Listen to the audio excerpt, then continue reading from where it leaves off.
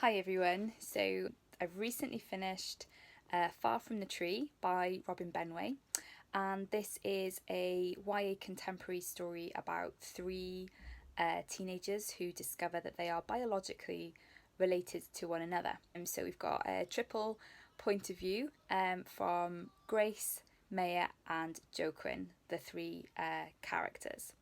Now, I really like the fact that this story is featuring two children who've been adopted and one who's in care, because I don't think there's many stories that feature characters like that. So I think they are definitely very underrepresented. And what I really liked was the fact that this book didn't shrink from the realities of the rawness that would bring, and the attachment issues and dysfunction that those things often bring to people's relationships. So each of the three characters is going through their own journey, their own issues with relationships, both romantic relationships but also with their own family. So you've got quite a number of layers here of the characters in the families that they're in. So for Joaquin, he's in a foster family. For the other two girls, they were adopted. So in those families, they've got their issues they're working through, and then the fact that they all find out about each other and then trying to find their birth mother and piece together some of their family history of their biological family. So there's a number of different layers to family here, and I like the fact that it isn't just about biological family, it's also about family being what you make it, and family being the people that you love and the people that you trust, who are always there for you no matter what. And that's a really needed message today, I think. There's a lot in the book about the concept of tethering, the idea that sometimes people who are adopted or in care have that feeling of being untethered, and how through family, whether it's biological family or found family, you can be tethered. You can feel a part of the world and a part of society in a way that brings wholeness and community and love, and unconditional acceptance.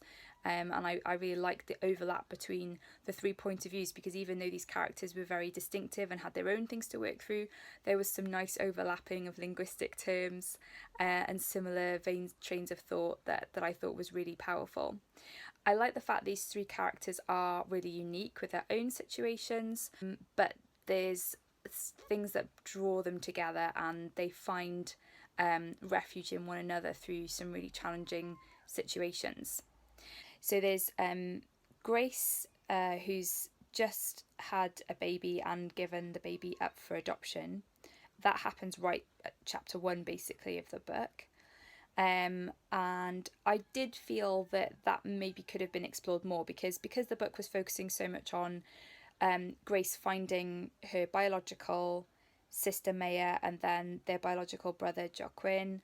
I felt like the focus of the book was largely on that and on her trying to find her birth mother, who obviously went through the same thing of giving her up for adoption from birth, rather than exploring Grace's situation and particularly her emotional journey of going through pregnancy and then coming to terms with a very deep grief afterwards. It was definitely there, but I felt like it could have been developed more. Maya's character was well drawn, and I like the fact that her adoptive family was flawed, and that was explored with her mother being an alcoholic and her parents divorcing, and her relationship with her sister, who was a biological child for their parents, Lauren. I think that was a really nicely drawn relationship, and had a lot of truth in that kind of sense of two girls very similar in age in the same family but feeling like they had different statuses. Joaquin as a character, the only boy character really, the main boy character, I felt like he had that sense of real restlessness, that he didn't know who he was. He had been through so many care families, he'd had some horrendous situations that he'd been through. He had that sense of rootlessness and that sense of fear about ever getting to know anyone any better, and really putting roots down.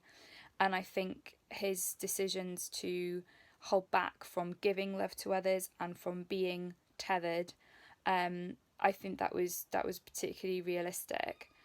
I perhaps think that actually he may have been a lot more angry. He seems more sad than angry in the book, and he blames himself a lot. I wonder if he would maybe have had more anger against the system that had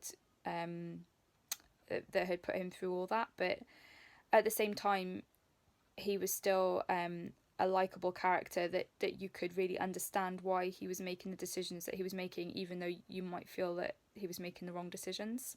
I felt like the book's pace was really good and it was really absorbing.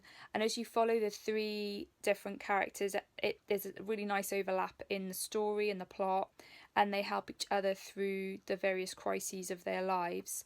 I felt like the ending was really heartwarming, and I like that about a book, definitely. Although perhaps I was aware as I was reading it that it was perhaps a little bit ideal, and in the real world, maybe it wouldn't have been as neat as that.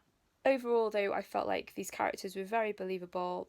It was a very absorbing story to read, and I think it shines a light on some really important aspects of teenage life and relationships, particularly to do with family, that I think are explored really well in this book. If you love reading YA novels and you want to hear more of my vlog reviews, please hit subscribe and then you won't miss out.